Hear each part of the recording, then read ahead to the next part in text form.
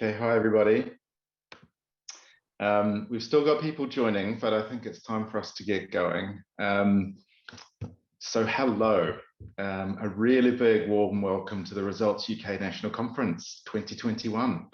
For those of you that don't know me, haven't met me yet, my name's Oxley. I'm the Executive Director of Results UK. This year, the theme of the conference is Take a Stance and Find Chances for Change. Now, we know the last year in the UK, and particularly in the world of international development, hasn't been particularly easy.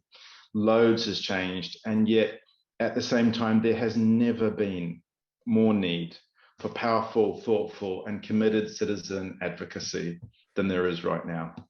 It is absolutely so important that we keep speaking up for the things that we believe in. So I just want to begin by thanking you all for coming to join us today. For those of you who are long-standing results advocates, thank you for everything you do. We're going to hear from some of you shortly, but please have my sincere and heartfelt thanks for being some of the smartest, most passionate, most effective champions for ending poverty in the world. For those of you that are joining us today who are new to results, a big welcome especially to you, and big thank you to you for coming along on the weekend to see what we're all about. We hope you learn a bit about what we do and leave inspired to get out there and make a difference in the lives of people living in poverty from around the world. Now, in this opening session, welcome to the Grassroots Network. You're going to hear more about what we do at Results and the amazing work that Grassroots Network does. You're going to go off into breakout groups to say hello to some fellow attendees, and we're going to finish with a celebration of Results' 35th anniversary. And that's right, you heard me correctly, Results UK is 35 years old this year. That feels like a very long time. And some of the folks at this conference have been campaigning with Results right from its very start. So for those of you who are newer, you may be asking yourself, is it worth it? Is the stuff that we do really make a difference? And I'm here to tell you that it absolutely does. If we take just one indicator, the deaths of children under the age of 5, I'm very pleased to report that this has dropped by more than half, 59% in fact, between the years 1990 and 2019. But with around 14,000 children still dying every day, that's still far too many lives lost from preventable causes. So the work is far from done. But there really is incredible progress that we've made with thousands upon thousands of deaths prevented every single day. And not just amongst children, indicators for health and education have improved across the board for all ages. So when I look back at the work that Results has done to support and make that progress happen, I'm really filled with pride. What we do, it really matters. And shortly, you're going to be hearing from other folks, not me, about what we've been up to lately and what we can do right now to keep that progress up and ensure that everyone can live a life of dignity. And on the subject of dignity, one important thing to note is that this conference is a safe and respectful place for everyone, no matter who you are. Please come here and indeed to each session with respect for others, especially people different than you. Everyone's lives, experiences, they're all going to be different than yours, and Results welcomes everyone. We truly believe that every person can make a contribution towards the goal of ending global poverty, and we're only going to reach it using everyone's unique strengths, skills, passions, and experiences. So please be welcoming and respectful of others throughout the entire conference. Now, we wanted to recreate a little bit of the feeling of an in-person conference. So we've set up some breakout rooms so you could get a feeling for who else is here. So like you would if we were all in a big room together, we're going to do the exercise where you turn to the person next to you in the room and find out something about them. Maybe where are they from? Maybe what was it for them that inspired them to get involved in ending global poverty? Or what are they most interested and looking forward to about the conference this weekend? When we come back, it'd be really lovely to be able to share in the chat what you've learned about that person when we return to the main room. So do check with them first to make sure that they're okay with you doing that. So hi everyone, welcome back. Now, I hope you've had a chance to meet somebody new, learn a little bit about them. One of the advantages of doing this conference on Zoom is that while only one person can talk at once, everybody can type at the same time. So I hope you asked whether you could share something that you learned about one of the people in your breakout room. If you did, now would be a great time to put that in the chat. It'd be great to hear from people, you know, some of the things we're looking forward to. It'd be really good to get that in there. For those of you who've been on one of our conference calls before, you'll know that when we ask our guest speaker what motivates them to have gotten involved in working on international development issues, you know that's one of my favorite parts of the whole call. So it's really quite exciting to see that some of that's being shared in the chat. I think that's really, really nice. It's so good to hear people's motivations. So thanks for that. We're actually going to continue in that vein for just a little bit longer. We're actually going to be joined by 3 grassroots campaigners from all around the UK who are going to introduce you to results and help everyone feel welcome to our conference. So I'm actually going to go over to Jess. Hi, I'm Jess. I'm from Manchester, and I've been with Results since I think October last year, so I'm quite new. And I wanted to get involved because I study politics and international relations at university, and when we were all stuck inside, not being able to go to lectures, I just felt like I wanted to meet more people who had like similar beliefs to me, similar, reasons to be an activist, and just to interact with people, because I kind of missed that, like meeting new people and interacting. And thank you everyone for joining the session. And I'm going to tell you a bit about who we are so that anyone who's new to Results can feel welcome. And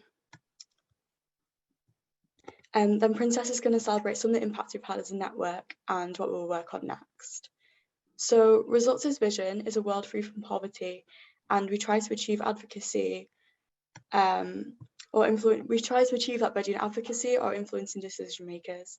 Our work is aimed at ensuring UK government is committed to achieving UN sustainable goals, and we do a lot of campaigning to try and increase people's access to health and education services in developing countries. These are fundamental rights and also foundational ways to support people out of poverty. Policy research staff, grassroots volunteers, and parliamentary experts all work together to try and get MPs and government officials involved to make change on these issues. And as Aaron said earlier, Results has been around for 35 years now in the UK, and there are also Results staff and campaigners in other countries like Canada, Japan, and Australia. Results collaborates closely with grassroots organisations in developing countries when we can. And on the slide, you can see some images of other Results partners' work. In the UK, the Grassroots network spans from Linlithgow in the north down to Poole on the south coast and over to Swansea in the west, and you can see the locations on the map there. And between us, we've got lots of different interests and backgrounds, but we're all passionate about ending poverty and holding decision makers accountable. And most of us work in local groups, take regular monthly campaign actions that Results suggest, and throughout the pandemic, we've sent lots of emails to our MPs and to the government, and had lots of remote meetings to help us plan our campaigns and catch up with each other. And some of us are just starting to do in-person meetings and events again soon. I know in Manchester, we've got a meeting in 10 days now on the 21st, so I'm really excited to meet people for the first time, really.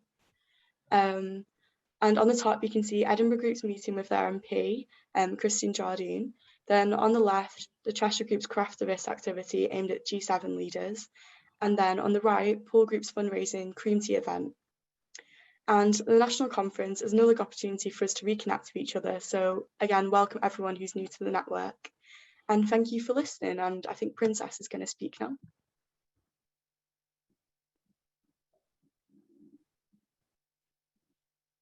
Morning, I'm Princess. I've been involved with the Poole Group for over 10 years. And I wanted to get involved because I've lived and worked in developing countries. And when you are there on the ground, you really see the difference that campaigning makes.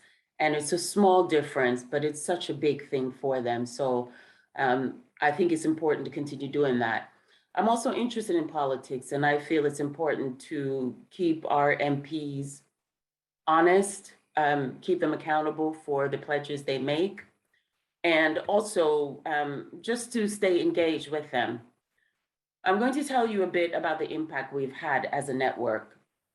At the National Conference last year, we recently found out that the Department for International Development would be merged with the Foreign Office. They're responsible for the aid budget.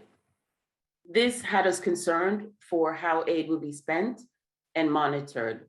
And we were asking whether there would be a continued focus on alleviating poverty. This threat didn't go away. The annual target for spending on aid had also been reduced by 1/3 in recent months, but we didn't go down without a fight. We made a huge collective effort to engage our MPs on the issues of aid cuts, reaching more than ever before. We also had a big campaign win back in December. Results campaigners helped make sure the International Development Committee was retained after the merger. This will help ensure aid spending can be properly scrutinized and held accountable by Parliament. Our collective efforts of letter writing and meetings worked, and the government backed down on their plans to scrap the committee. As campaigners, we're always trying to make sure that aid money is well spent. And another way we do this is by trying to ensure the government uses aid money to support governments and organizations in developing countries to build strong education and health systems. One of the places we've had the biggest impact is being part of a collective effort to get the UK to pledge money to the global fund to fight AIDS, TB, and malaria. Back in 2019, we made sure that £1.4 billion pledge was made, which will save 2 million lives from those 3 preventable diseases. In the same year, we also called for the UK to support global immunization by making its biggest investment yet in Gavi, the Vaccine Alliance. In total, the world's contribution will help Gavi provide more than 3.2 billion doses of life-saving vaccines to those who need them, and to reach 300 million children by 2025.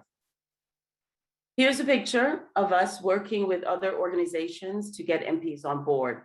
We convinced so many of them to write to the Prime Minister, which we think helped convince the government to agree to pledging the full amount. This kind of work has become even more important because of all the disruption caused by COVID. Health and education systems around the world have been stretched to breaking point. This year, we've campaigned for the UK to make a big financial pledge to the Global Partnership for Education. This is a global organization dedicated to making sure children in lower income countries can get a quality education. We asked the UK government to make the most of their position as hosts of the summit and turn their rhetoric on girls' education and poverty into action. And they did make a pledge of £430 million in June. This wasn't as high as we'd hoped, but it's a start, and we're glad to have been part of a global push for education. As well as campaigning, my group in Poole, led by 2 amazing group leaders, Helen and Reg, we also like to fundraise for Results to support their advocacy work. This year, we've raised over £1,000 in total. We have plant sale, we have bake sale, and we do quite a lot to make sure that the local community and friends and family here in the South Coast know about Results. We talk to them, we engage with them. It's a small thing to make cakes and cookies. And in my case, my husband makes the cakes for me and I bring it and show up. But we just really enjoyed, and I enjoy getting together with our group. It's once a month, it's a small commitment, but it's such a big thing for people in developing countries. So thanks so much for listening. I'll pass over to Richard now.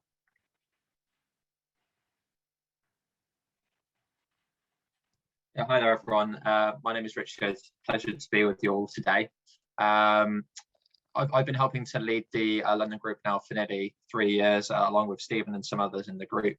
And, you know, I'm involved because I think I adhere to those sort of classic liberal principles. One might say that, you know, the UK should be doing its bit to ensure that everybody gets a fair shot at life, you know, whether that's ensuring that children get the education they deserve and to have the prospects that they truly deserve in life. Whether it's providing health and nutrition programs, you know, why hasn't the UK seen a case of polio since 1980? But, you know, it's still found in often some of the world's most desperate places. I think COVID has shown, you know, pretty fundamentally that we're all very much one world and in this together, and therefore, you know, doing everything we can to, you know, help fight back against the, you know, the virus is something which is obviously important to us all. So it's no surprise that this year Results Network has started campaigning on COVID-19 and on health equity generally. Since before the meeting of the G7 leaders back in June, we've been trying to ensure that rich countries play their parts in making sure that every country has access to the COVID vaccines they need. We've written to the government and taken to social media, and Results has also joined the Global People's Vaccine Alliance. We want to keep up the pressure on the UK to share as many doses of COVID vaccines as possible, and also create more sustainable access to the vaccine in the future. This year, we've been asking them to answer the call of countries in the Global South by backing the intellectual property waiver, which would enable more countries to manufacture their own vaccines. So absolutely watch this space. I'm also looking forward to hearing more from campaigners in other countries on how they are approaching COVID equity in the sessions coming up later this morning.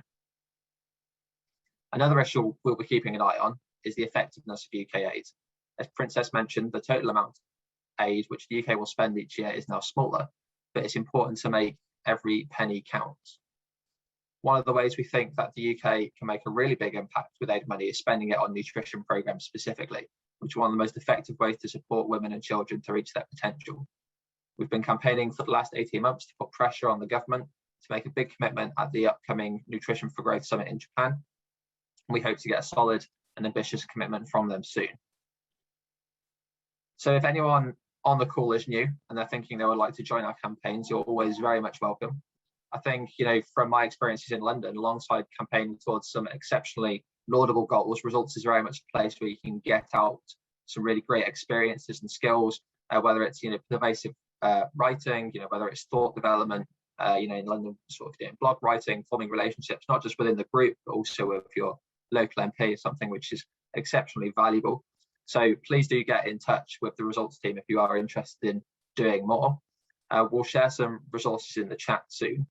And just as a little plug as well, for the London group, we're also planning to host a group social face-to-face later on in the afternoon. This will be starting at 3:15 at the Interstudy pub, which is next to the National Theatre.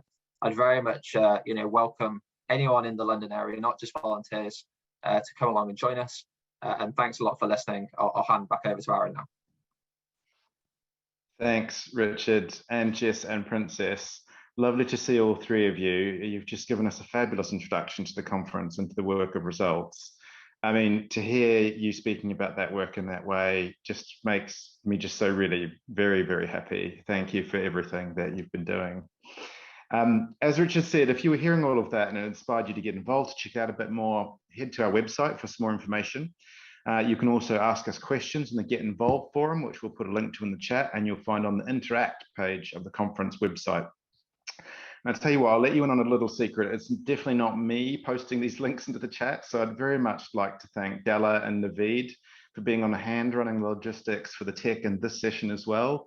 And there's all sorts of Results staff that are going to be coming in and out over the course of the weekend to make sure that it all goes like clockwork. So thanks so much to those tech wizards.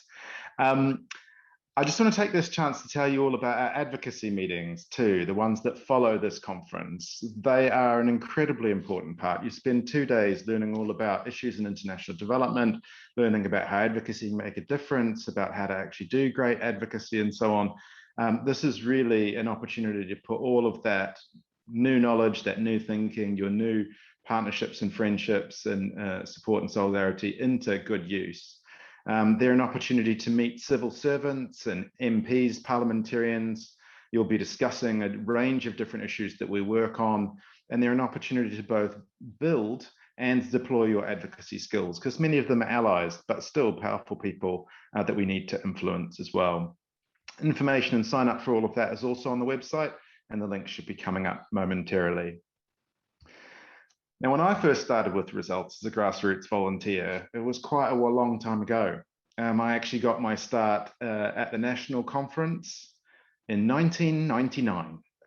So in 1999, I was sitting right where you were sitting. It was in the Midlands. I was quite new to the UK at that time. I don't even remember the town that we were in, but I do remember the warmth and welcoming nature of all of the people that were there. It was really quite magical. And I remember getting incredibly inspired by the work.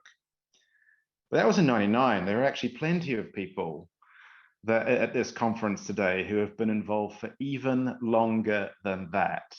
people who were there at the very beginning, or pretty close to it. And one of those people is my dear friend Sanjay Vaja from Macclesfield, now called the Cheshire Group. And that's where Results really first got its start back in 1986. For those people that know Sanjay, you'll know that he has an impressive array of skills. Not only is he an immensely powerful and effective advocate, he's also a little bit of a poet. So it's my pleasure to let you know that he's written an ode to results. It's a poem celebrating 35 years of campaigning. So it's absolutely my pleasure to hand over to Sanjay via video to have the last word in this opening session. An ode to results. For 35 years, Results has been going. All the while letters from campaigners have been flowing. It seems a good time to write a little rhyme to talk about results and why we're so fine. For most of the years, we were led by Sheila. Her dedication was immense. To our goal, we are nearer. In our current director, lots of passion you can see. Our future is exciting, directed by Aaron Oxley. Those who are new may wonder what we do. Let me give you a gist with an example or two. TB is a problem for the whole world, you see. It targets the weak, those with HIV. Someone from TB every 30 seconds will die. It's curable and cheap. Act now, we cry. Vaccines, nutrition, education and aid. Working on them all, to speak out, we're unafraid. Lots of work on them all goes on globally. We can influence decisions, yes, you and me. Results gives you training, support and advice. With key facts and information, people think we are wise. We learn about an issue, our guests they get a grilling. They love what we do, they're amazed we're so willing. Letters to the media, going on the radio to speak. For quite a few people, their knees just go weak. It can be quite a challenge, and yes, there's a buzz. Millions more children are alive thanks to us. There are others in the field, so what sets us apart? We meet people directly and appeal to their hearts. Articles in the media, they play a vital part, but face-to-face meetings is where transformation starts. Our decision makers at first, dutiful they are. Over time we hope to turn them into proactive little stars. We offer our support, we don't go to them to vent. They ring us for help to ask questions in Parliament. Most people deep down also want to see a much fairer world and no poverty. Some hide it well and put up a good fight. We give them the courage to do what is right. At Results, we support whoever makes decisions to ensure that their policies tie in with our vision. Tackling poverty, you know, it makes total sense. It takes more than words and more than a few pence.